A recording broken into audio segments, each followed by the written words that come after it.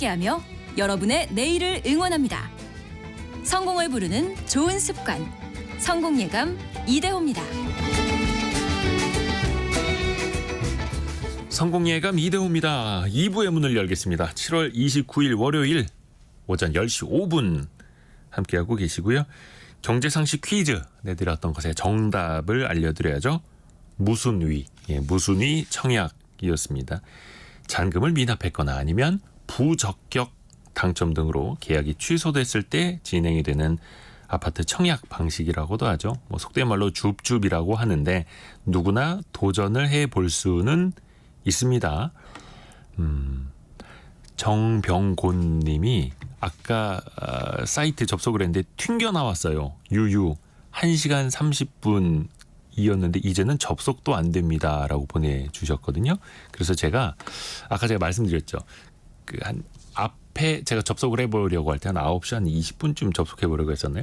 앞에 한 7만여 명, 뒤에 8만여 명이 있었다라고 해서. 근데 한 30분 기다리니까 접속이 됐습니다. 청약 홈에. 근데 그 안에 다른 메뉴로 하나 누르니까 처리 중입니다라고 해서 지금 한 10분 동안 멈춰 있고요. 다시 접속을 해보니까 예상 대기 시간 27시간.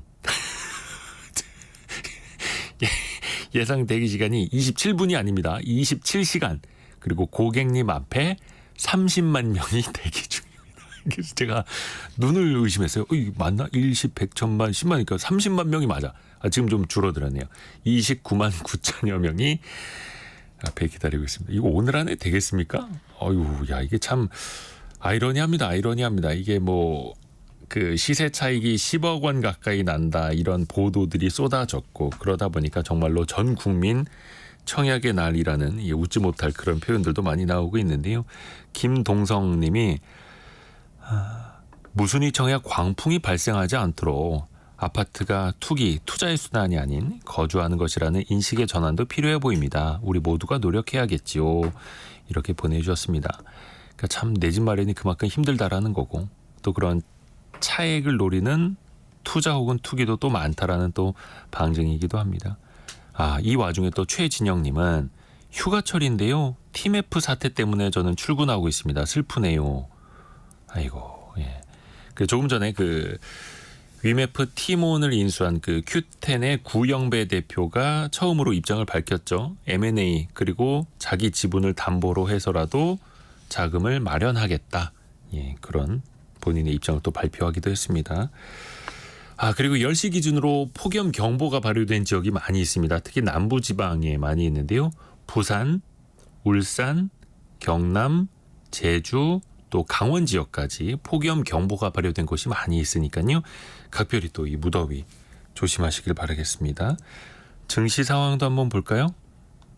예, 제가 청약홈을 띄워놨더니 이게 계속 대기 중 이것만 돌아가고 있었는데요. 증시는 오늘 양호합니다. 예, 코스피가 1.6% 오른 2,775, 한 44포인트 반등하고 있고요. 코스닥은 0.96% 오른 805 가리키고 있습니다. 시가총액 상위 종목들은 삼성전자가 약 1%, 하이닉스도 1.1%, LG에너지솔루션 1.8%, 삼성바이오로직스 2.7%, 현대차가 4.5% 나란히 반등을 하고 있고요. 코스닥 시가총액 상위 종목들도 반등세 이어가고 있고 원달러 환율은 1382원 가리키고 있습니다. 오늘은 좀 반등을 합니다만 지난주에는 정말 깜짝 놀랄 정도로 시장이 휘청이기도 했었는데요. 특히 이번 주에는 미국의 기준금리 결정 그리고 빅테크 기업들의 실적 발표가 줄줄이 이어지는 중요한 한 주이기도 합니다. 증시각도기 신한투자증권 광화문 금융센터 곽상준 부장과 함께합니다. 부장님 안녕하세요. 네, 안녕하세요. 지난주에는 참 변동성이 컸습니다. 네, 그렇죠. 주변 분들도 막 문의 전화 어떻게 많이 주셨던가요? 해외 주식 하신 분들이 상승 외에는 잘 경험을 못하다가 하락을 경험하니까 깜짝 놀랐죠. 주변에 이거 어떻게 해야 돼? 라는 질문을 많이 받긴 했습니다. 특히 그 빅테크 기업들, 그렇죠. 시가총액 상위 기업들도 막 출렁임이 컸습니다. 네. 그 요인은 좀 어떻게 파악하고 계세요? 일단 그 금리 첫 번째 시작은 한 2주 반 전쯤부터 네. 흐름이 시작이 되었는데요. 금리가 내려갈 것이라는 확신이 시장에 세워지기 시작했어요. 그러면서 금리가 떨어져? 그럼 금리가 떨어지면 뭐가 좋지? 이렇게 생각을 한 거죠. 네. 말씀하셨던 그 뭐 빅테크, M7이라고 불리는 이런 기업들은 항상 돈을 잘 법니다.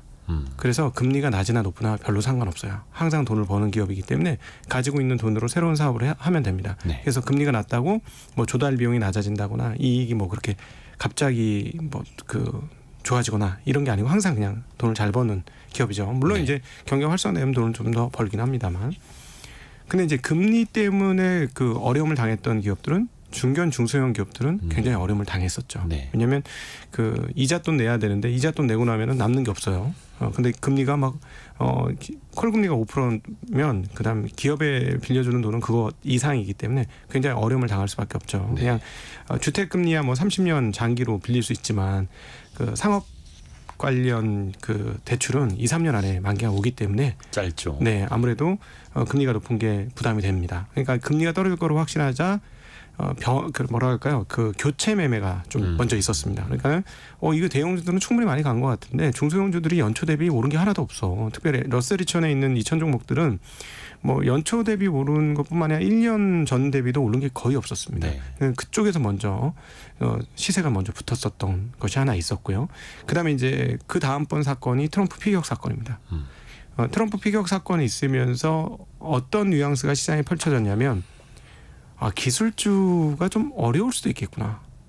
네, 트럼프가 기술주 기업들한테 그렇게 호의적이지 않습니다. 뭐 대표적으로 그 뉴욕 타임스를 보유하고 있는 제프 베조스하고는 별로 사이가 안 좋은 걸로 다 소문이 나 있고 그러다 보니까 트럼프가 돼? 트럼프가 확정적이야? 그럼 어떡하지? 하면서 오히려 그 나스닥에 대한 매도가 거칠게 일어났죠. 그러니까 그 트럼프 트레이딩이 핵심적인 사안 중에 하나는 나스닥 숏이다. 이렇게도 표현이 됩니다. 기술주 매도. 네, 그런 흐름들이 있었고 이제 그 다음번의 파고는 뭐냐면 AI에 대한 근본적인 의문. 상승할 때는 원래 의문이 안 생겨요. 네. 기대가 크죠. 한 대 얻어맞고 나면 뭐지? 각성이 생기는 거거든요. 그러니까 시장이 다른 그 금리 요인과 트럼프 트레이딩 요인으로 인해서 조정을 받고 났더니 우리가 지금까지 잘하고 있었어? 뭐 이런 생각이 들었던 거죠. 그러면서 추가적으로 AI 쪽 테마에 더 추가적인 하락이 있었다 이렇게 볼 수 있겠습니다. 그 말씀하신 걸 하나하나 같이 한번 또 짚어볼게요. 우선은 그 AI부터요. 네. 그러니까 AI에 대해서는 사실 올해 상반기까지만 하더라도 계속 기대감. 새로운 AI 서비스가 등장할 때마다 시장은 또 놀라워했고 네. 곧 AI 시대가 바로 펼쳐질 것처럼 갔었는데 이제는 그 AI에 대해서도 미국의 투자은행들도 그렇고 벤처캐피탈들도 약간 우려의 목소리를 내더라고요. 네. 이유가 뭘까요? 처음에는 신났죠. 왜냐하면은 돈을 쓰는 입장은 빅테크들이 돈을 쓰는 입장이었고 네. 돈을 버는 입장은 부품을 판매하는 업종과 그 부품을 만들어주는 회사들이 돈을 벌었죠. 네. 대표적인 회사가 TSMC였고요. 엔비디아. 그리고 또 한국 회사 HBM을 만드는 하이닉스, 그리고 미국의 마이크론, 그리고 또 비슷한 칩을 만들어줄 수 있는 브로드컴 이런 회사들이 아주 엄청난 고공행진을 했고 이것과 이 사이에 이제 끼어 있는 뭐 디자인을 해준다던가 뭐 그리고 거기에 장비를 대준다던가 이런 반도체 전반적으로 선순환이 이루어지면서 어마무시한 상승을 나타내었습니다. 네. 네. 근데 문제는 뭐냐면 이번 2분기 실적 발표를 딱 하게 되니까 뚜껑을 딱 열었더니 빅테크들이 뭐라고 했냐면 과소 투자보다는 과잉 투자가 지금 더 안전하다. 이렇게 얘기를 한 거예요. 근데 실적을 딱 까보니까 대표적인 회사가 이제 테슬라였는데 매출은 과거 대비 한 2배 가까이 올랐습니다. 한 네. 2년 전에 비해서 네. 올랐는데 이 주당 이익은 훨씬 줄어든 거예요. 예. 그리고 전 분기 대비로 조금 오르긴 했습니다. 0.48달러에서 0.52달러로 늘기는 했습니다만 과거 지금보다 매출이 훨씬 적었을 때 한 뭐 3분의 2밖에 안 됐을 때도 주당 1달러를 벌던 회사가 이제는 0.5달러밖에 못 버는 거예요. 왜 그런 거 봤더니 AI 투자가 너무 많은 거죠. 매출이 늘어도 비용 증가가 많기 때문에 주당 이익이 늘지 않습니다. 이거는 네. 구글도 마찬가지인데 아주 양호한 매출 성장을 보여줬습니다만 주당 이익은 정체예요. 그러면서 했던 얘기가 과소 투자보다는 과잉 투자가 좋다. 그러면 이런 생각이 드는 거예요. 투자자 입장에서 이거 그럼 돈을 언제 벌지?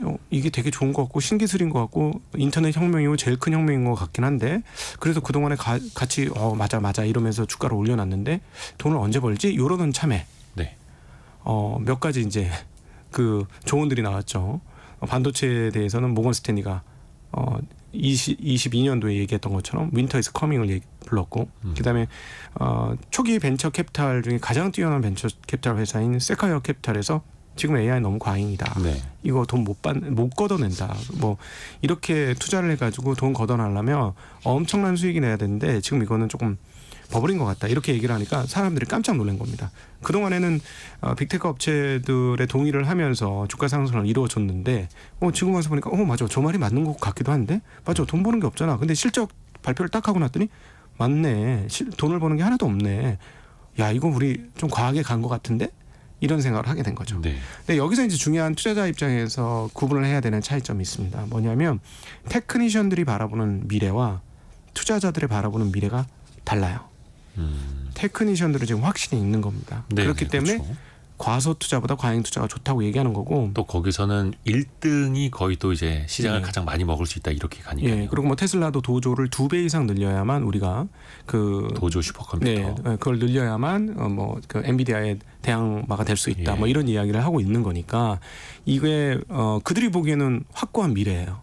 근데 이분들은 사실은 과거 우리가 2000년 이후부터의 세상에서 정말 세상의 중심으로 주름을 잡아왔기 때문에 이분들이 틀렸다고 말하기는 또 좀 애매해요. 근데 처음에 초기 투자하는 사람들은 맞아 이 사람들이 맞겠지 하고 같이 덩달아 투자를 하면서 가격 밸류를 올려준 거예요.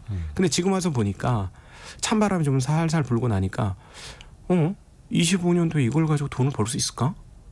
하는 근본적인 의문점이 생긴 거죠. 투자자들은 뭐냐면 기대감이 있으면 그 기대감을 굉장히 빨리 반영하는 성향이 있습니다. 그러니까 25년, 26년 이후에 나타날 실적을 24년도에 땡겨서 반영을 하는 거예요. 그러니까 만에 하나 세카이어에서 얘기하듯이 골드만에서 얘기하듯이 이거 뭐야 26년에 돈을 못 벌면 어떻게 되지? 우리는 어떻게 되는 거지? 이런 자각들이 있었던 거고 그래서 휘청인 건데 미래가 어떻게 될지는 아직 장담할 수 없어요. 예를 들어 이 AI가 뭐 로봇과 연결된다든지 물류 서비스와 연결된다든지 그다음에 이제 일반 소비자들이 사용하는데 진짜 도움이 되는 애플리케이션을 만드는 데 도움이 된다든지 뭐 이렇게 되면 다르죠. 사실은 뭐 지금은 챗 GPT가 뭐 GPT 4.0 뭐 이런 것들 만들고 그다음에 뭐 4.0 옴니도 만들고 여러 군데에서 회사들이 만들지만 그거 뭐 한 $30 가까이 내고 쓰는 사람들은 제한적인 거거든요. 네. 그러니까 이게 정말로 터지려면 모두가 써야 됩니다. 스마트폰이 모든 사람 손아귀에 떨어져서 스마트폰 붙잡고 사람들이 매달려 있듯이 네. AI가 그렇게 되면 되는 거예요. 그래서 그런 측면에서 저는 개인적으로 올해 연말 굉장히 중요하다고 보는데요. 왜냐하면 첫 번째 그 디바이스 단에서의 AI가 애플을 통해서 시장에 선을 보이게 될 겁니다. 네. 이게 얼마나 시장성을 갖느냐가 굉장히 중요해요. 여기서 말하는 시장성이라는 건 나도 쓰고 너도 쓰냐. 이게 중요합니다. 원 디바이스 AI. 예, 그렇죠. 그러니까 사실은 애플은 그런 영향을 가진 사람이잖아요. 그러니까 가진 회사죠. 왜냐하면 과거에 이제 스마트폰을 처음으로 런칭시킨 회사이기도 하고 인터넷을 구조화시키면서 애플리케이션 생태계를 만들었고 수많은 사람들을 스마트폰 세계로 그 유입을 시켰던 장본인이 바로 애플이기 때문에 애플이 AI 관련해서도 그런 일을 할 가능성은 높은 거죠. 네. 근데 그것도 가봐야 하는 거죠. 네, 가능성은 높지만 될지는 가봐야 합니다. 근데 애플 입장에서는 굉장히 절실해요. 이 최근에 나오는 그 데이터를 보면 애플이 중국이 세계에서 세 번째로 큰 시장 중에 하나거든요. 애플 입장에서는 네. 아이폰 판매가 막 줍니다. 그러니까 아이폰 판매를 늘리려면 뭔가 획기적인 뭐 썸띵이 있어야 돼요. 그러니까 아무도 못하는 거. 최근 그 2분기 데이터가 나왔는데 네. 중국에서 이제 애플의 위치가 6위로 밀렸더라고요. 네, 1위부터 5위까지가 다 중국 업체들이고요. 물론 아마 마진은 최상위권일 겁니다. 마진은 좋지만. 네네, 마진 많이 남습니다만, 근데 이제 한때는 이 물량도 굉장히 많이 팔던 입장에서 이렇게 됐다는 건 뭐 물론 뭐 중국의 애국주의가 있을 거고 미국이 저렇게 압박을 하는데 중국 사람들이 애플을 흔쾌히 쓰긴 어려울 거고, 그다음에 이제 공무원들 애플 쓰지 마, 해외 그 중국 폰 말고 다른 폰 쓰지 말라 이런 뭐 일종의 뭐 지시가 내려갔잖아요. 그러니까 아무래도 그런 부분들도 위축을 당할 거고 합니다만, 어찌되었건 여기서 기술 혁명과 그다음에 폰을 바꿔야 되겠다는 욕망을 일으키는 것들은 애플한테 매우 절실해요. 그래서 애플도 이번 AI 온 디바이스 형을 그냥 만만히 만들지는 않을 것이다라고 보여지는데 연말 가봐야 성패가 나올 것 같습니다. 10월 달에 신형 제품이 뿌려지고 그리고 사람들의 평가가 한 연말쯤 돼서 이거 괜찮아 이러면 이제 사람들이 나 이제 교체해야 되겠네. 그동안 교체 오랫동안 안 해왔는데 이거 교체할 거야. 뭐 이런 생각을 한다면 서버 업체들 즉 그 AI를 지금 투자하고 있는 빅테크들이 힘을 받을 거예요. 지금 상황은 정확하게 뭐냐면 소매단에 아니라 도매단에서 움직이는 거죠. 고속도로 깐 거나 똑같습니다. 그래서 무슨 생각을 하고 있냐면 이렇게 고속도로를 깔면 차들이 많이 다니겠지. 이렇게 되는데 우리가 한국에서도 고속도로 많이 깔아봤습니다만은 막 차가 너무 많아가지고 막 막히는 고속도로 있는 반면에 뜨문뜨문 차가 몇 대 안 지나가는 고속도로도 있는 거잖아요. 네네네. 그러니까 이제 앞으로 AI가 적자 보는 고속도로 차량이 그냥 막 미어 터지는 고속도로가 될 건지 텅텅 비는 고속도로가 될 건지는 올해 연말과 내년을 통해서 우리가 아마 경험하게 되지 않을까 싶습니다. 어찌됐든 간에 그 빅테크 입장에서는 지금 고속도로를 깔아야만 하는 거고 가장 많은 사람들이 찾을 수 있는 그 1위 사업자를 선점해야만 하는 거고 그렇죠. 엄청난 경쟁을 벌이면서 비용을 또 쓸 수밖에 없고 이걸 또 투자자들은 AI에 대한 투자가 아니라 비용으로 인식하게 되면서 또 주가는 엄청나게 흔들릴 수 있는 거고. 그렇죠. 그동안에는 비용으로 생각 안 했죠. 미래에 대한 기대감을 반영을 시켰는데 이제는 뭐야 혹시 뭐 이렇게 되는 거니까. 근데 이제 빅테크 업체들은 자기네들끼리 싸움이에요. 이게 그렇죠. 후퇴할 수가 없어요. 물러설 수가 없는 한판이기 때문에 여기서 밀렸다면 지금 1990년대 후반과 네. 지금 2010년대의 세계 탑 10 기업 순서를 한번 보시면은 많이 바뀌죠 항상. 마이크로소프트 정도 외에는 싹 다 뒤집어졌어요. 예. 그러니까 그건 지금 대부분 10대 기업 중에 아람코하고 한두 개의 기업 빼고는 대부분 다 IT 기업이에요. 세계 10대 기업이 한 7개가 8개가 IT 기업입니다. 근데 또 그 IT 기업들은 한 1, 2년 뒤처지면 영원히 따라잡지 못하는 그렇죠. 그런 세상. 예, 그러니까 뭐 그 이쪽 입장에서는 뭐 정말 뭐랄까요? 목숨을 건 한 판이 지금 진행되고 있다. 네. 그리고 최근에는 마이크로소프트가 그 GPT를 활용한 새로운 검색을 선보이겠다라고 네. 하니까 구글 알파벳 주가가 또 급락하고. 네. 정말로 이 부분은 또 치열합니다. 재미난 이 자본주의 시스템인데요. 여러분 이제 투자하시는데 큰 틀에서 도움이 되시라고 하나 말씀을 드리면 예. 자본주의 시스템이 제일 좋아하는 게 뭐냐면 독점이에요. 자, 옛날에 이제 우리 1900년대 초반에 번영의 시대였던 그 미국 보면 다 독점이었습니다. 우리가 알고 있는 뭐 록펠러, 벤더빌트 뭐 이런 사람들은 다 독점을 했고 인류 역사상 가장 돈이 많았던 사람들로 꼽을 수 있는 게 바로 그 1900년대 초반 내외의 미국의 그 독점 자본가들이었어요. 그래서 이걸 좋아합니다, 굉장히. 근데 그렇게 되면 뭐가 문제냐면 독점할 때까지 그 스탠다드 오일 같은데 운용되는 거 보면 굉장히 효율적으로 움직여요. 다른 회사보다 훨씬 더 효율적으로 움직입니다. 근데 이제 독점하고 나면 이제 쭉쭉 빨아당기는 거거든요, 이익을. 그러니까 그렇게 되면 그 다음부터는 발전이 없어요. 그러니까 미국에서는 공정거래를 그렇게 엄밀하게 보는 이유가 독점의 폐해를 뼈저리게 느꼈기 때문에 그렇습니다. 그렇죠. 예, 공정 경쟁을 해야만 향후 미래에 더 발전하는 것들이 있는데 독점을 하면 독점하는 과정에서는 그 회사가 효율적일 수 있을지 모르겠습니다만 독점을 진행하고 나서부터는 어떤 발전이나 이런 게 없는 거죠. 근데 이제 여러분들 그래서 꼭 기억하셔야 될 게 자본은 독점을 좋아합니다. 그럼 반대로 뭘 싫어할까요? 경쟁을 싫어합니다. 경쟁, 그렇죠. 예, 경쟁을 싫어해요. 그래서 투자에서 어떤 경쟁 업체가 떴어. 이러면 이제 주가가 그 다음부터 떨어지죠. 예, 휘청휘청합니다. 최근에 이제 일라이 릴리가 비만 치료의 독점적 지위를 갖고 있다가 떼돈을 버니까 이제 다른 회사들도 막 진입을 하잖아요. 그렇죠. 그래서 뭐 먹는 알약으로 되는 거 뭐 이런 거 만들고 막 그러고 있는데 이렇게 되니까 이제 주가가 흔들리기 시작하는 겁니다. 그래서 꼭 기억하셔야 될 거. 이 회사 뭐 엄청나게 수익도 좋고 돈도 잘 벌고 엄청 좋은데 왜 주가 떨어져? 근데 만약에 그게 경쟁에 휩싸이게 되면은 미래에 대한 전망이 상당히 어두워지기 때문에 사실 뭐 이번에 구글 실적 보면 제가 보기엔 빅7 중에서는 실적 잘 나왔죠. 주가 대비 실적은 아주 좋아요. 예. 지금 뭐 23배, 24배 제가 계산해 보니까 이익 대비. 그러니까 밸류에이션. 네, 1년 이익 대비 주가를 얼마나 쳐주는가. 그렇죠. 멀티플이죠. 네, 1년 이익 대비 한 23배, 4배인데 뭐 예를 들어 그 엔비디아 같은 경우는 뭐 최근에 좀 빠져서 좀 떨어지긴 했습니다만 옛날엔 80배였고 최근에 뭐 40배 올라갔을 때. 근데 이제 30배 대 이렇게 떨어지고 있는 거거든요. 근데 미국의 평균이 한 17배 정도 되니까 그거 따지면 이제 구글은 안 비싸요. 근데 이제 제일 돈 많이 벌고 중요한 사업 중에 하나가 검색인데 거기에 이제 경쟁이 치고 들어오니까 그렇게 된 겁니다. 그래서 이 부분은 향후에도 자본주의 시스템 상으로 꼭 중요한 포인트니까 기억을 하시면 투자에 도움이 되실 것 같아요. 그렇죠. 이 참 독점이라는 게 소비자에게는 좋지 않고 그렇죠. 하지만 자본에게는 참 좋은. 그래서 독점 기업에 투자하라 이런 말도 있는 거죠. 근데 이게 AI가 또 언제 수익화될 것이냐도 투자자 입장에서 매의 눈으로 봐야 되는 거고요. 그 아마존도 그렇고 구글도 그렇고 어떻게 보면은 IT 버블이 지나간 이후에 바로 또 실적을 내기 시작을 했었는데 그렇죠. 그래서 모바일 시대, 인터넷 시대에 이어서 AI 시대에도 이게 수익화되는 타이밍이 굉장히 또 중요할 테고요. 예, 그래서 그 부분을 처음에 이제 우리가 야 이거 빅테크들끼리 전쟁을 해서 이거 시장 꽤 커지겠는 걸 했는데 그렇게 전 예상을 했음에도 불구하고 이렇게 커질 거라고는 상상도 못했어요. 이렇게 미친 듯이 달려드는구나. 대기업들이 정말 목숨 거는구나. 그러니까 그게 투자 단위가 조 원이 아니라 조 달러. 네, 그렇죠. 조 달러 수준으로 가죠. 오죽했으면 뭐 구글이 게임 사업부 다 접고 메타도 사업부 일부 접고 그냥 다 해고하고 여기에다 돈 다 갖다 쏟아 부었거든요.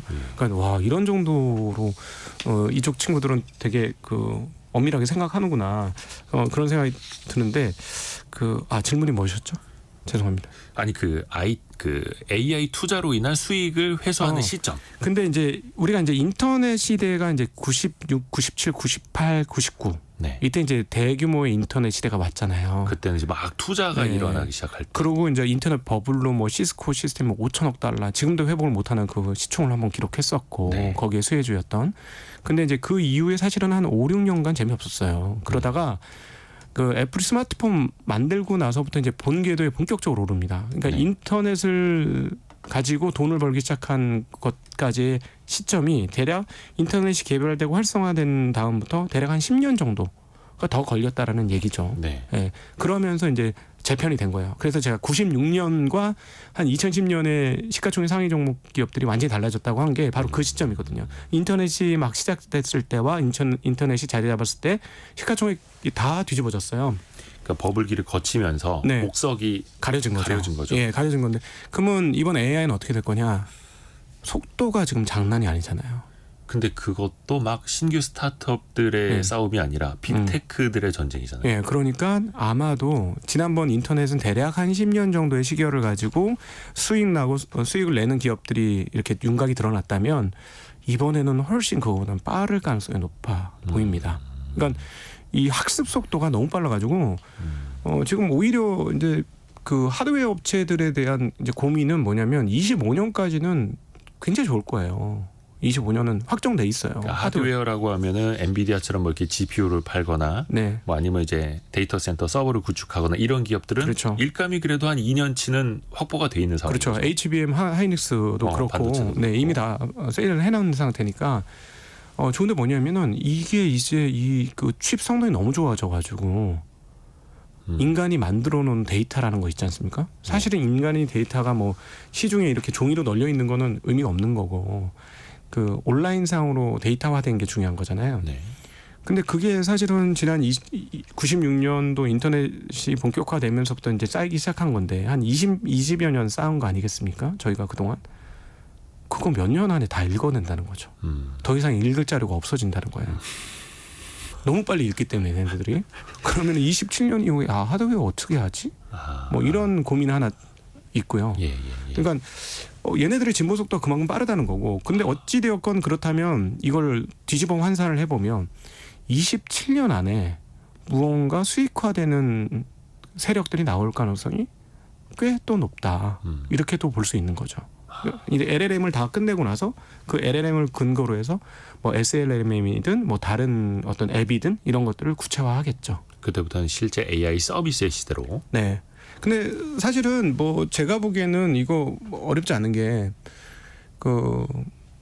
이미 그 스마트폰에서 그런 거 있습니다만 사진을 찍으면 똑같은 사람 얼굴은 다 구분을 하잖아요. 네. 그게 일종의 AI가 하는 그쵸, 일인데 뭐 예를 들어 전화를 했어요. 전화 끊고 나서 이 사람 전화번호 어디 창구에다가 기록해 줘. 어느 분류를 이렇게 해줘. 뭐 이런 말로만 해. 근데 그거 딱 해줘. 네. 편할 것 같습니까? 그렇죠. 편하죠. 예. 요것만 해도 되거든요. 지금 또 대화 내용도 기록해주고요. 근데 이것만 해도 되는 거예요. 예. AI가 지금 많은 엔지니어들이 WWDC 처음 끝나고 그 애플의 개발자 회의가 끝나고 나서 뭐야 아무것도 없네 이랬어요. 예. 근데 그거는 테크니션들의 눈으로 보니까 그런 거예요. 근데 이걸 소비자의 눈으로 봐야 돼요. 아. 예, 소비자는 대단한 걸 원하지 않습니다. 그 테크니션들이 얘기하는 거 들으면 무슨 말인지 하나도 몰라요. 너무 어려운 얘기들이니까. 네. 근데 우리는 입장이 뭐냐면 말 한마디 했는데 얘가 반응을 해가지고 뭔가를 싹 쉽게 바꿔줘. 손 안 대고 코 풀 수 있게만 해줘. 아유 땡큐. 그렇죠. 이게 진보거든요. 소비자 단에서는. 사실 스마트폰이 없던 거를 해준 게 아니라 우리가 알고 있는 인터넷을 거리를 걸어 다니면서 쓸 수 있게 해준 거. 그러니까 손에 닿는 PC로 만들어준 거고 진입을 좀 쉽게 해준 거 아닙니까? 옛날에 막 키보드 꺼내서 치고 막 이렇게 해야 되는데 마우스 돌리고 해야 되는데 손가락으로 쭉쭉 하니까 막 되는 거예요. 네. 늘렸다 줄어졌다 막 되고. 그러니까 그런 인터페이스의 변화가 사람들한테 이 폭발력을 가지면서 접근하게 된 거 아닙니까? 그러니까 사실 AI도 대단한 거일 수 있지만 의외로 대단하지 않은 거부터 시작을 해가지고 사람들을 노출시킬 그쪽으로 이제 그 시장으로 끌어들일 가능성은 뭐 대단히 높다 이렇게 볼 수 있겠죠. 그래서 애플도 AI 인텔리전스 이런 걸 발표하면서 또 이제 주가도 크게 반등을 했었고요. 또 이번 주에 빅테크 기업들의 실적 발표가 또 줄줄이 나오더라고요. 네. 구글은 이제 지난주에 실적 발표가 먼저 있었고 어떨까요? 빅테크 기업들 특히 M7이라고 하는 매그니피센트 어떤 그러니까 중요한 7개 기업들 어떻습니까? 현재까지의 기대감은? 그 AI 이번에 이제 뚜껑이 따진 건데 AI를 투자하는 기업들은 비용 지출이 많을 겁니다. 근데 그 비용 지출이 많은 상황에서 이익을 어떻게 방어할 것이냐가 핵심이에요. 제가 보기에는. 네. 그래서 분명히 그 미국 기업들은 어떤 게 있냐면 주주 가치가 너무 중요하기 때문에 매출과 이익 성장이라는 그림, 우상향하는 그림을 놓칠 수가 없어요. 그런데 이번 구글을 보니까 매출 증가는 놓치지 않았습니다만 이익 증가는 살짝 양보한 거거든요. 비용 때문에. 예, 비용 때문에. 근데 훼손된 건 아닙니다. 훼손된 건 아니니까 아마 이런 비슷한 그림들이 거의 대부분의 회사에서 드러나게 될 것이고, 그러니까 이제 마이크로소프트 같은 경우는 우리가 이제 AI 파일럿 이런 코파일럿 이런 거 하는데 실제로 이거 돈 됩니다. 이렇게 바로 하면 예를 들어 주당 이익이나 이런 것들이 전분기 대비 그렇게 크게 늘지 않더라도 이거 저거 돈 돼요. 새로운 이거 먹거리예요. 이러면 이제 주가가 반응을 할 것이고요. 네.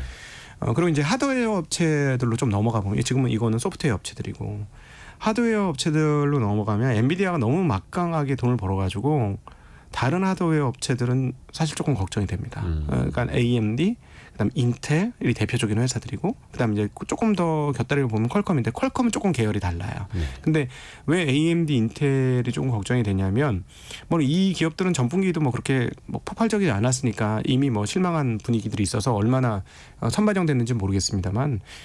지금 압도적으로 서버 시장에서 엔비디아가 시장을 다 쓸어가고 있어요. 네. 그러니까 과거에 보면 1년 반 전만 해도 서버 시장의 주력 칩은 CPU였습니다. 네. CPU가 압도적으로 많았어요. 근데 요즘에 뚜껑을 딱 해서 서버 시장의 칩 점유율을 보면 GPU가 훨씬 많아졌어요. AI가 되면서. 네, 순식간에 바뀌었습니다. 정말 빠른 속도로 바뀌었는데 그러다 보니까 이제 근데 문제는 뭐냐면 이 GPU가 다 아시다시피 엔비디아의 어떤 좀 선견지명이라고 표현해야 하나? 네. 그 엔비디아 기업의 강점 중에 하나가 쿠다라는 OS. 그러니까 개발 언어 생태계. 윈도우 같은 거. 예. 그러니까는 우리가 이제 애플 쓰면은 iOS를 쓰고 다른 쪽 보면은 컴퓨터 보면 윈도우를 쓰고 네. 각각 체계 안드로이드를 쓰고 이렇게 체계가 다른 그 시스템이죠. 그 쿠다를 구축을 해서 엔지니어들이 그거 쓰면은 그냥 쉽게 할 수 있게 된 거죠. 그러니까 이게 일종의 언어 배운 거예요. 그렇죠. 그러니까 엔비디아의 칩을 쓰려면 네. 쿠다라는 생태계 안에 들어가 있어야만 하는. 네, 쉽게 얘기하면 GPU의 영어는 쿠다인 거예요. 네. 근데 이제 갑자기 AMD가 자기네 언어로 이거 자동 통역해 줄게 이러면서 다른 나라 언어 써주세요 이러면 엔지니어들이 이미 난 영어를 할 줄 아는데 네. 저 나라 저거 써야 되나 이렇게 되는 거지 않습니까? 그러니까 이 부분에서 어떤 정도의 타격을 입고 어느 정도 방어를 할 수 있을까 하는 부분이 있고, 그다음에 인텔은 지난 분기에 파운드리 쪽에서 엄청난 적자를 했습니다. 이 부분이 얼만큼 메꿔졌을까? 그리고 기존 CPU 사업부나 이런 것들이 잘 이루어지고 있는지 이런 게 이제 관건이고, 퀄컴은 조금 다르다는 개가 다르다는 게 어떤 말씀이냐면 온디바이스 영역에서 스냅드래곤이나 이런 것들을 잘 만들고 있고 그다음에 이제 PC에 쓰여지는 칩도 만들었거든요. 네. 근데 이게 얼만큼 적용이 됐는지 여부가 좀 중요합니다. 그래서 조금 각각의 회사별로 조금 다른 분위기를 보여줄 거고 소프트웨어 업체들은 얼만큼 비용 증가를 해서 이익 증가를 양보했을 것이냐. 이 부분들이 구글에서 본 것처럼 중요한 포인트가 아닌가 싶습니다.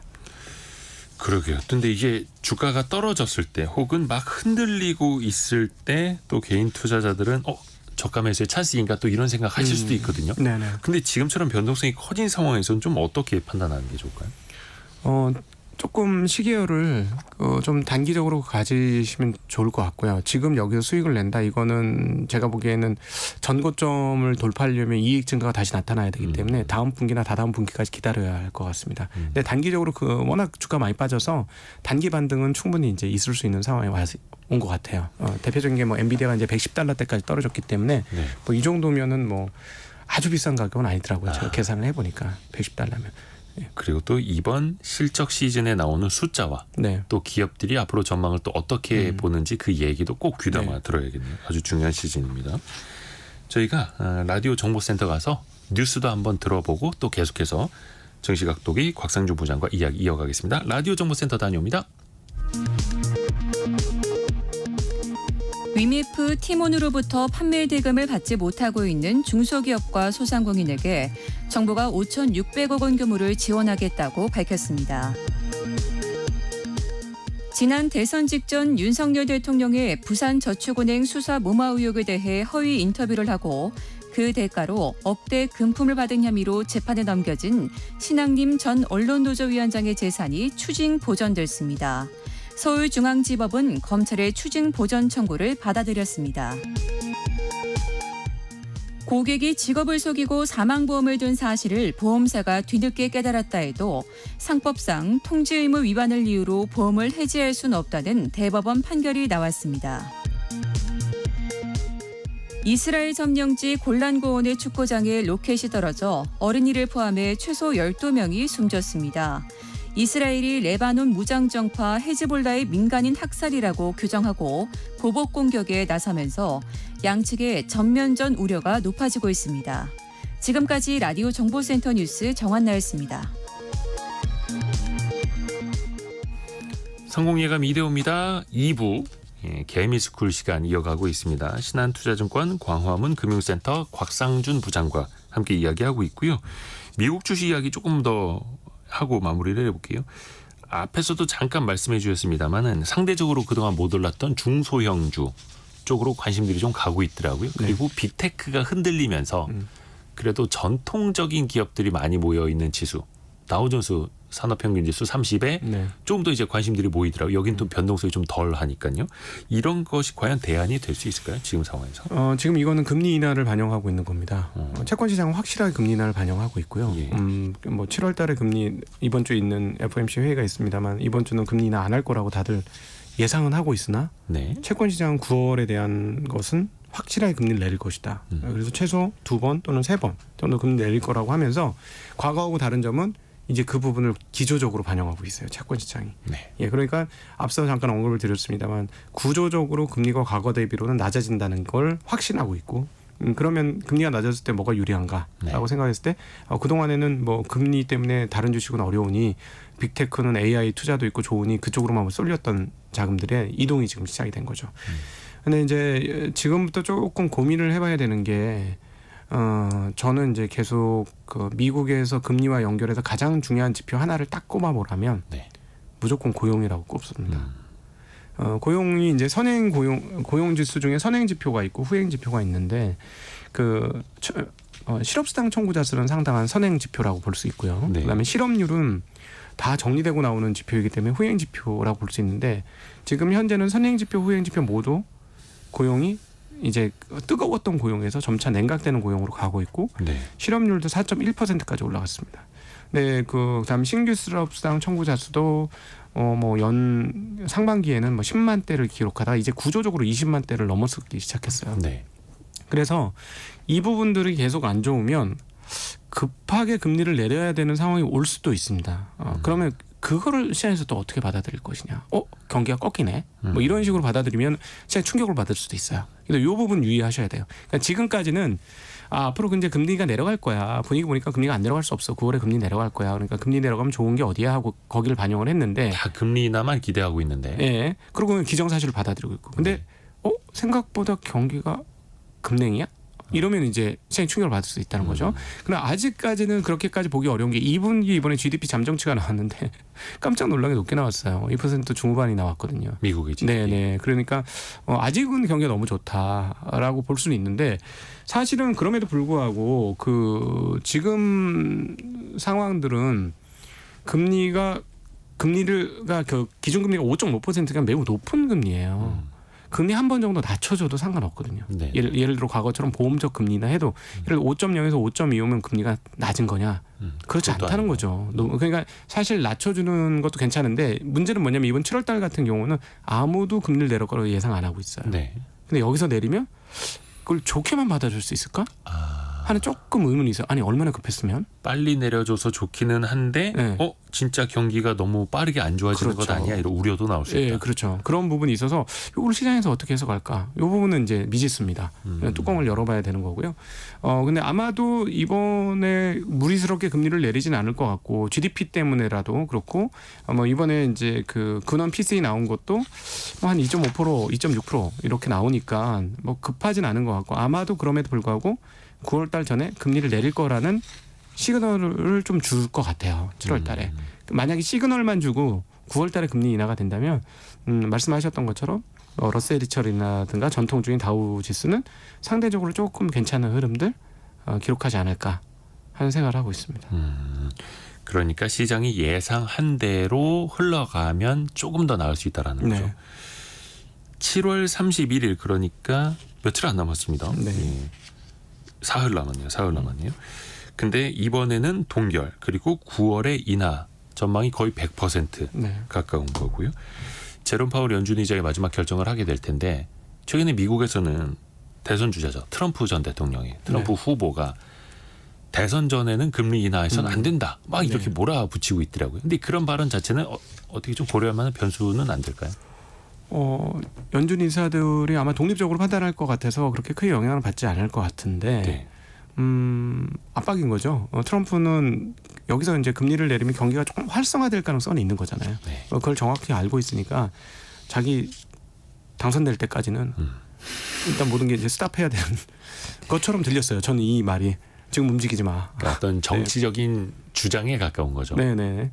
근데 그럼에도 불구하고 이제 원칙적으로 할 거고 최근에 이제 더들리라고 연준 이사였던 분이 발언을 한 걸 봐서는 7월달에 금리 내리라고 했어요. 빨리 내려야 된다. 네, 근데 이게 이제 어떤 시점이냐면 참 애매한 시점인 게 FOMC 하기 일주일 전에는 연준 인사들이 어떤 사람들하고도 인터뷰 안 하고 발언 안 합니다. 통화 정책의 뭐랄까 그 누설을 방지하기 침묵의 위해서 기간이라고 하죠. 그래서 블랙아웃 기간이라고 표현하는데 네. 그때 이제 뭐 하고 싶은 얘기가 있으면 유력한 기자들에게 얘기를 한다던가 네네네. 전 그 FOMC 위원들한테 얘기를 슬쩍 흘리는 경향성이 있는 것 같아요. 전임자들에게. 네, 지난 2년간 보면은 하고 싶은 얘기를 자기네 못하니까 다른 사람한테 슬쩍 밀어주는 거죠. 근데 딱 블랙아웃 기간에 더들리가 왜 저런 얘기를 했지? 뭐 이런 생각은 좀 들어요. 그래서 아마 제 생각에는 뭐 저 트럼프가 그런 얘기를 하더라도 아마 독자적으로 길을 갈 것 같긴 하고 연준 파월 의장이 공화당 출신. 그렇죠. 공화당. 네. 미국은 중앙은행 총재도 당적이 있죠. 네네. 근데 영향을 지금까지는 안 받는 게 정상 아닌가라고 보고 있습니다. 네. 그렇죠. 네. 독립적으로 하는 게 정상인 거고. 네.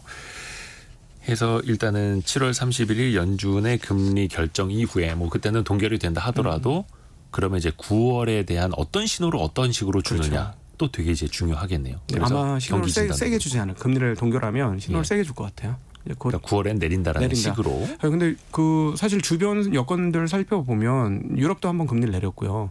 캐나다는 2번 연속 내렸어요. 근데 캐나다 중앙은행 총재의 발언을 보면 되게 의미가 있는데 하방 위험이 커졌다라고 얘기합니다. 하방 위험이라면 이제 경기가 하강. 안 좋아질. 네, 예, 경기 하강할 것 같으니까 연속으로 2번 내렸고 저렇게 얘기하는 거 보니까 상황 봐서 또 금리를 내릴 수도 있다. 근데 바로 주변국에서 지금 그런 거니까 그렇죠.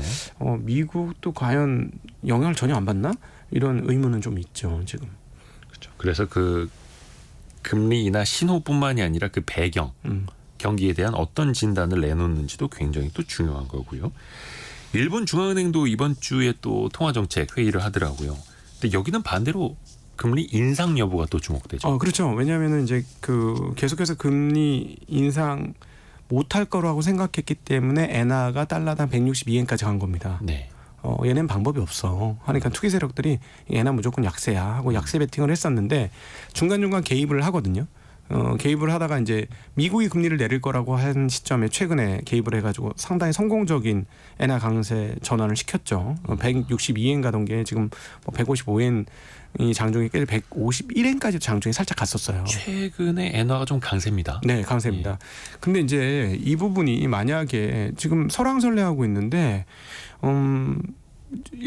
일반인들은 금리를 올리라고 하는 의견들이 상당히 많을 것 같아요. 엔화가 너무 약세라서 이게 좀 심각한 문제거든요. 그래서 엔화 약세를 되돌리려면 사실은 금리 인상이 가장 좋은 방법 중에 하나니까 그 일본의 그 차기 총리 후보들 2명이 엔화 약세 이거 심각하다는 발언을 했어요. 최근에 지난주에. 네. 그러고 나서 엔화 강세가 조금 더 강해졌던 흐름을 보여주었고 엔화 약세에 베팅하던 세력들이 조금 물량을 내놓는 그러니까 소위 말하는 손절매를 좀 진행한 것 같은 흐름들이 지난 주말 목금요일 날 나타났습니다. 엔화를 매도했던 네. 엔화 더 추가 엔화 약세 하락에, 베팅. 그러니까 약세에 베팅을 했던 네. 세력들이 네, 그런 흐름들이 이제 흐름 보면 엔화 흐름들 보면 나오거든요. 근데 이제 정치인들은 당연히 그렇게 발언할 수 있죠. 왜냐하면 일반 대중들은 야 엔화 약세 이것 때문에 우리 뭐 거지됐다 뭐 이런 상황 아니에요. 그러니까 일본 입장에서는 수입 물가가 높아지고 그렇죠. 비용이 커지는 거죠. 물가 엄청나게 올랐는데 임금 상승률은 대기업을 제외한 중소기업들의 임금 상승률은 제한적이니까 그래서 실질 소득이 그렇게 크게 안 늘어난 거죠. 일본은 중소기업 90%로 훨씬 넘습니다. 그래서 대기업의 영향이 크긴 하지만 대기업 임금을 올려준다고 모두가 행복해지는 상황들이 아니거든요. 예, 그러니까 아무래도 밑단에서의 뭐 원성들은 자자하겠죠. 그러니까 총리 후보들은 당연히 뭐 자기의 인기를 생각한다던가 이러면 그런 발언을 할 수밖에 없어요. 근데 그 전에 나왔던 중앙은행의 발언은 애매합니다. 애매해요. 그리고 오늘 아침에 전해지는 일본 재무성의 발언은 뭐냐면 일본 중앙은행으로 하여금 채권 매입을 축소하는 속도를 좀 줄여달라 이렇게 얘기했습니다. 요거 이제 복잡할 수도 있는데 일본은 재정상 뭐냐면은 그 재정을 끌고 가기 위해서 빚 발행을 굉장히 많이 합니다. 채권은 빚이잖아요. 네. 국가가 빚을 발행을 하는데 그걸 누가 제일 많이 사준 제일 큰 손이 일본은행이에요. 절반 이상을 일본은행이 사주고 있어요. 네. 근데 이게 이제 향후에 문제가 될 것으로 추정이 되고 이것을 노리고 엔화 약세 베팅이 지금 진행되고 있는 상황이기 때문에 앞으로 일본은행에서는 그 일본 채권 매입해주는 수준을 좀 줄이겠다고 실제로 줄인 거예요. 근데 여기에 대해서 재무성이 속도 너무 빠른 것 같은데 이렇게 얘기를 하는 거예요. 그러니까 일본 은행은 미국 눈치 너무 많이 보는 것 같고 그럼 재무성에서의 이런 발언들이 있기 때문에 스탠스가 지금 스텝이 좀 꼬일 가능성이 좀 있다. 그래서 만에 하나 이번 주에 일본 금통이죠. 한국의 금통이 이게 이제 펼쳐졌는데 금리 인상을 안 한다. 해야 됩니다. 지금 저희가 보기에는 하는 게 일반이에요. 지금 시장이 또 그런 기대로 거의 다 와 있기 때문에. 네, 그러니까 근데 안 하게 되면은 그 엔화 약세 베팅이 한번 세게 더 이루어질 가능성이 있고요. 단기적으로는 뭐 한 160엔 다시 돌파할 가능성도 뭐 열어놔야 된다라고 봅니다. 근데 아시아 통화는 지금 일본 엔화에 의해서 좌지우지되고 있거든요.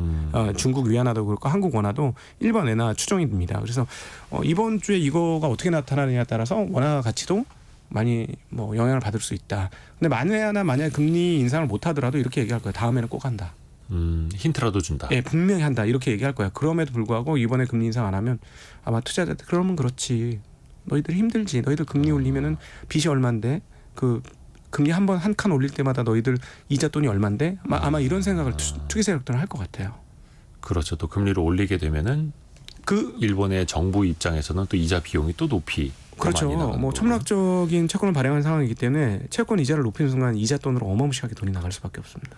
참고로 원화 대비 엔화 환율이 지난 7월 10일 기준으로 100엔당 856원이었거든요. 그 856원이었던 엔화 환율이 지금 901원까지 올라와 있습니다. 네. 그러니까 그 사이에 원화보다 엔화가 훨씬 더 강세를 네. 보였다라는 거고 추세적으로 계속해서 약세를 이어가던 엔화의 방향이 일단은 좀 바뀐 상황. 그리고 아까 반도체 이야기를 좀 잠깐 하기는 했습니다만 국내 반도체 이야기 조금만 좀 해볼까요? 왜냐하면 앞에서 빅테크, 미국 빅테크들의 변동성도 이야기를 했는데 우리나라 시가총액 1, 2위 반도체 기업들도 변동성이 굉장히 커졌습니다. 네. 하이닉스도 실적이 굉장히 잘 나왔는데 그렇죠. 주가가 막 8% 급락하기도 했었잖아요. 이건 좀 어떻게 진단하고 계세요? 한국 기업들은 되게 억울하죠. 보기 편향일 수는 있는데 되게 억울해요. 예. 이게 지금 미국만큼 올랐느냐 그만큼 네. 못 올랐는데 네. 떨어질 때는 비슷하게 지금 떨어지거든요. 물론 하이닉스는 좀 많이 오르긴 했죠 연차 대비로. 근데 이게 지금 그 어떤 생각을 하고 있냐면 윈터 이즈 커밍 얘기를 하는 거예요. 아까 그 윈터 이즈 커밍이라는 건 이제 모건 스탠리라는 미국의 투자은행에서 네. 보고서를 낸 내용이죠. 한 네. 2년여 전에 먼저 그 비슷한 이야기 나왔었고 또 냈는데 그때 너무 잘 맞춘 거예요. 그게 이제 반도체 사이클이 이제 하락할 것이다라는 거였죠. 귀신같이 맞췄어요. 예. 왜냐하면 그때 어땠냐면 현장에서는 계속 그 매출이 증가하고 있었습니다. 그렇죠. 주가 한참 잘 나가고 있을 때. 그래서 기업 IR에다 계속 이렇게 문의를 해서 당신네 실적 어때요? 파악했던 사람들은 된소리 맞았죠. 괜찮아요. 지금 실적 좋아요. 이렇게 얘기했는데 모건 스탠리 얘기한 대로 됐어요. 근데 그때 모건 스탠리뿐만 아니라 하나 더 시장을 안 좋게 본 세력이 있습니다. 세계에서 그 노트북 제일 많이 만드는 나라인 대만에서 추정하는 트렌드 포스라는 그 쪽에서 앞으로 그러니까 경기 꺾인다. 반도체 가격이라든지 수량 이런 것들을 제공하는 데이터 사이트, 네네. 데이터 기업. 예, 거기서 이제 반도체 어려워진다 이 얘기를 했거든요. 근데 그러면서 실제로 정말로 어려워졌어요. 딱 지나서. 근데 이번에는 재미난 게 그쪽에서는 괜찮다고 얘기하고 있어요. 대만에서는. 대만에서는 괜찮다고 얘기하고 있고 모건 스탠리에서는 이제 윈터가 오고 있다. 이렇게 얘기를 하고 있는 건데 그 하이닉스 실적 분석을 한번 해보면 네. 어느 정도의 변동성을 가지고 있느냐. 2018년도에 정말 좋았거든요. 역사적으로 가장 좋았을 때입니다. 그때가 바로 데이터 센터라는 게 처음 클라우드 서비스 센터들이 처음으로 생겼을 때죠. 그때 이제 어마무시한 뭐 낸드 플래시, 디램 이런 것들을 사가지고 그 클라우드 센터를 만들던 때라서 천문학적인 돈을 법니다. 어느 정도냐? 하이닉스 기준으로 보면 매출이 44조가 됐는데요. 영업이익이 20조예요. 어마무시했죠. 네. 근데 그 다음에 2조 벌었어요. 영업이. 사이클이 또 급격하게 위축되면서. 그러니까 지금 그걸로 생각하고 있는 거거든요. 예, 근데 저는 이거 장담 못할 것 같아요. 그러니까 너무 그 과거 경험에 의지해서 이런 생각을 하고 있는 것 같은데 일단 25년까지 실적 좋고요. 26년도에 꺾이냐 여부인데 그거 장담 못합니다. 제가 보기엔. 그래서 이 반도체를 사가는 기업들, 빅테크들의 또 발언 하나하나를 또 우리가 계속해서 주목을 하면서 또 가야 되는 거고요. 벌써 시간이 다 흘렀네요. 신한투자증권 광화문 금융센터 곽상준 부장과 개미스쿨 함께했습니다. 고맙습니다. 네, 감사합니다. 감사합니다. 벌써 마무리할 시간입니다. 7월 29일 월요일 성공예감 이대호입니다. 함께해 주셔서 감사드립니다. 내일 아침 9시 5분에 또 다시 뵙겠습니다. 성공예감은 오늘도 여러분을 응원합니다.